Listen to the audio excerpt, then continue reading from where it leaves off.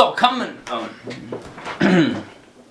Hello, this is Pastor Scott with the Deeper Rock. I want to invite you to church this Sunday at West Acres Cinema at 10 a.m. We have a lot of fun. Habakkuk chapter 1, verse 7 through 11 paint a picture, a terrible picture, of the tool that God is going to use to try to bring Israel back to himself.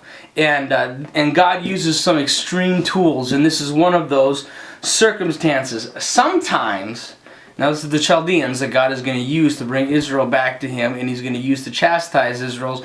God uses evil things to accomplish his purpose. How is that possible? Well, if you reject God's law, you get the consequences of that. And see, God doesn't have to go out of his way to punish sin. Sin is its own brings its own consequence. To punish sin, God does not need to act. All he has to do is remove his hand of protection, leaving you vulnerable to the consequences of that sin. The Apostle Paul says the wages of sin is death. That means when sin exists, death comes.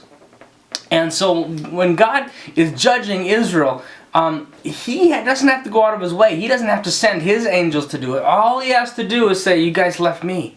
I'm so sorry.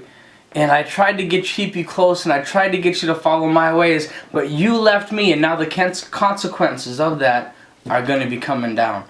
And so we can leave God, but God will never leave you. You know, same is true in your life. God will never leave you or forsake you. He loves you so completely. No matter what you've done or no matter where you might be, his desire is to draw you back to himself, that you could know him, that you could be with him, because he loves you that much.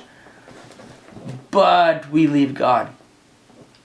And when we leave God, we become vulnerable to the consequences of our sins and the consequences of doing things against him. And so a lot of people blame God. God, why did you let this happen in my life? Why this? Why that, God? And oftentimes, it is because of one of two things. It's because of sin in our own life, that we screwed things up and then we got mad when the consequences came. Or, and this is the most tragic, when somebody else's sin has hurt us.